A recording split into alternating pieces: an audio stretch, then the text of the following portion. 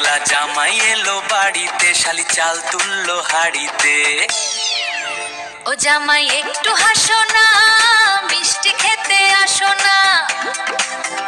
জামাই এলো বাড়িতে, শালি নাচ করবে গাড়িতে। ও জামাই একটু হাসো না, মিষ্টি খেতে আসো না।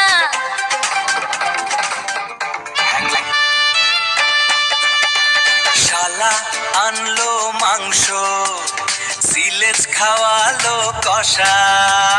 হ্যাংলা জামাই এলো বাড়িতে, ইলিশ খাবে বাটিতে।